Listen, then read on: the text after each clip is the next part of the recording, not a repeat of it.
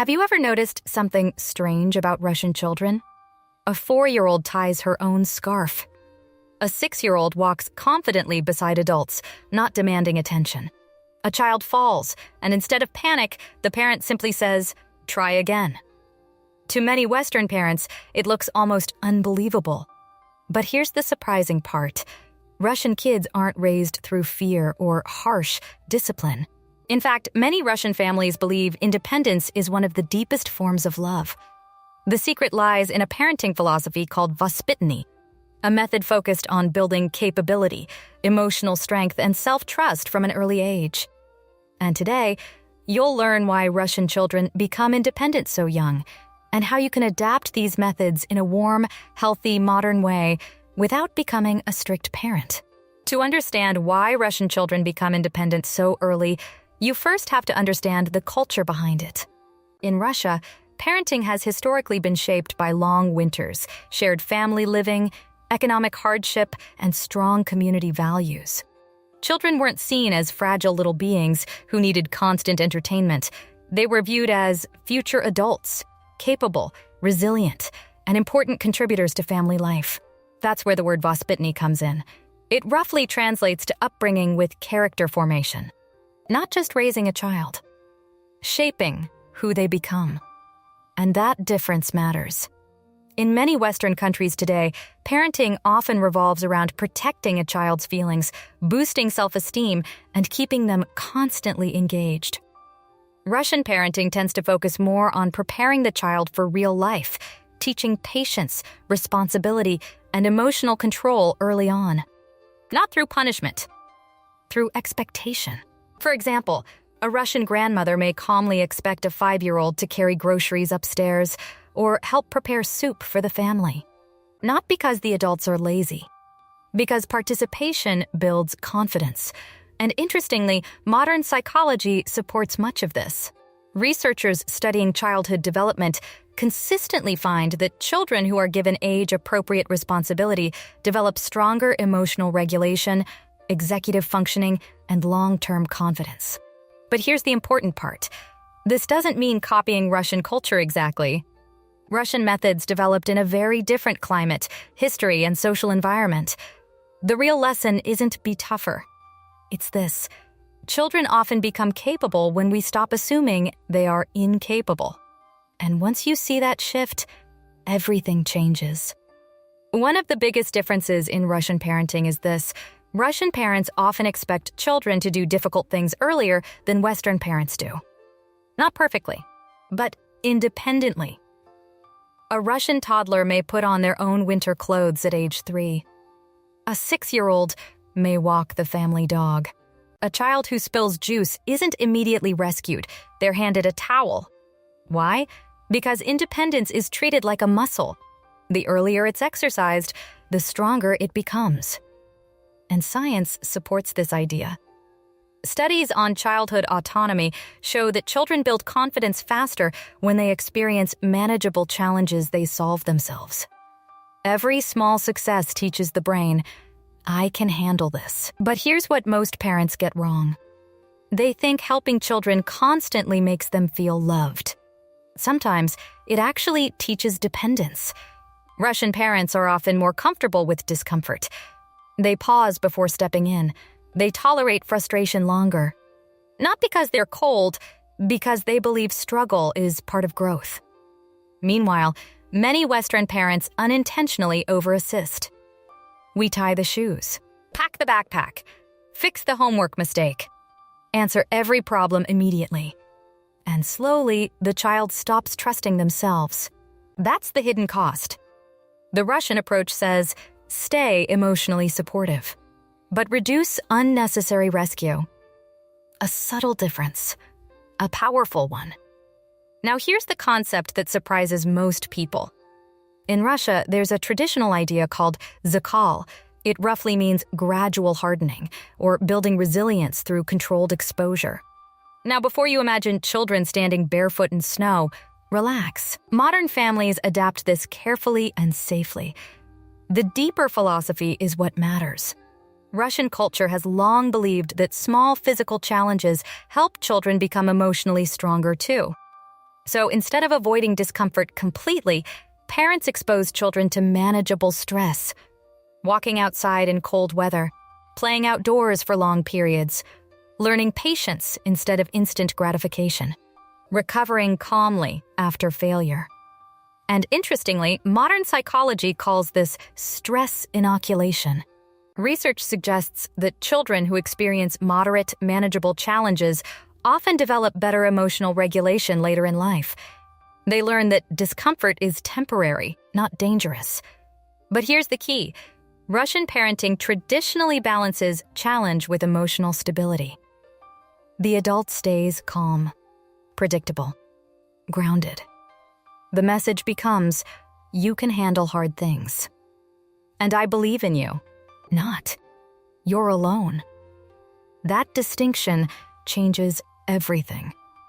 Many Western parents today are incredibly emotionally attentive, which is beautiful. But sometimes, in trying to remove all discomfort, we accidentally remove opportunities for resilience too. Russian parenting asks a different question. What if confidence comes after difficulty, not before it? Here's something visitors often notice in Russian families. The parents rarely yell. Instead, many Russian adults speak with calm certainty. Fewer words, less emotional escalation, more expectation. A Russian parent may simply say, "It's bedtime." Not, "Okay, sweetie, how do we feel about bedtime tonight?" Now, this doesn't mean children never express emotions.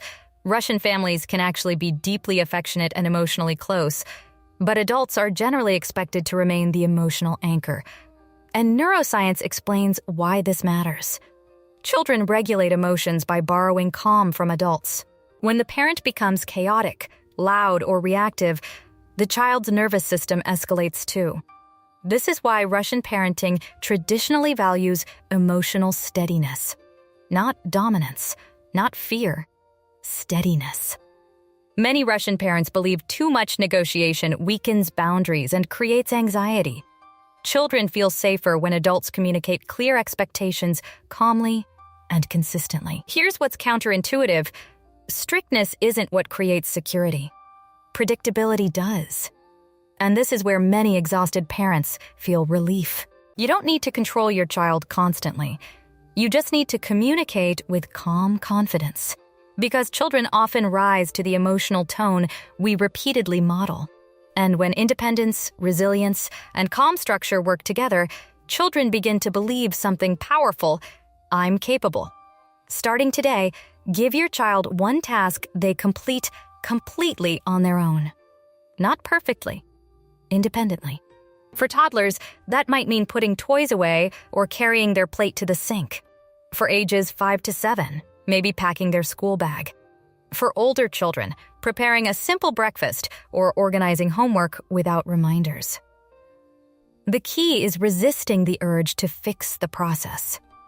Yes, it may take longer. Yes, it may be messy. That's normal.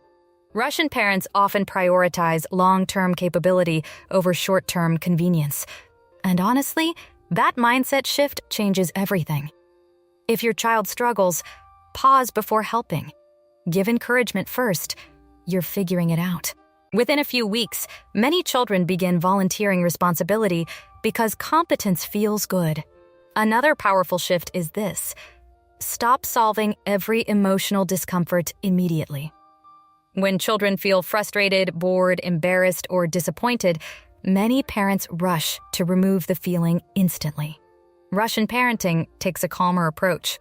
Instead of rescuing immediately, the adult stays emotionally present while allowing the child to experience manageable discomfort. If your child says, "I can't do this," instead of, "Here, let me do it. Try, I know it feels hard, keep trying." That tiny language shift teaches emotional endurance. And no, this doesn't mean ignoring serious emotional needs. Younger children still need reassurance and support. The goal is not emotional toughness, it's emotional confidence. When children realize discomfort isn't dangerous, they recover faster on their own. Another powerful Russian parenting habit is consistency without excessive emotion. Instead of repeating instructions 10 times, give fewer words and clearer routines. It's bedtime in 10 minutes. Now, it's bedtime. Then calmly follow through. No lecture. No debate marathon. Children thrive when boundaries feel predictable. Warmth and structure are not opposites. In fact, research consistently shows children do best when parents combine emotional connection with clear expectations. That balance is the sweet spot. Russian culture has also long viewed nature as essential for child development, not just for exercise, for resilience. You don't need freezing winters to apply this idea. The modern version is simple. More outdoor time. More physical play. Less over-controlling every small risk. Let kids climb safely. Explore. Get dirty. Solve small problems outside. Research shows outdoor play improves confidence, emotional regulation, creativity, and attention span. And surprisingly, unstructured play often teaches independence faster than adult-led activities. Sometimes the best thing you can do is step back slightly. Not completely, just enough for your child to discover their own capability. Because that's the heart of the Russian approach, not controlling children perfectly. Preparing them gradually for real life. At the end of the day, these Russian parenting methods aren't really about raising tough children. They're about raising children who trust themselves. Children who know, I can try. I can recover.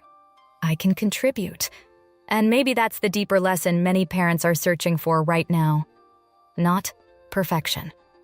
Not constant happiness, but confidence, resilience, and connection. Because children don't become independent when we push them away. They become independent when we believe they're capable while staying close enough to support them. So this week, try one small shift. Pause before helping. Give one new responsibility. Trust your child a little more than usual. You may be surprised by what they can already do. And if you enjoy science-backed parenting ideas from cultures around the world, subscribe for more videos like this. Because great parenting isn't about controlling children perfectly. It's about preparing them beautifully for life.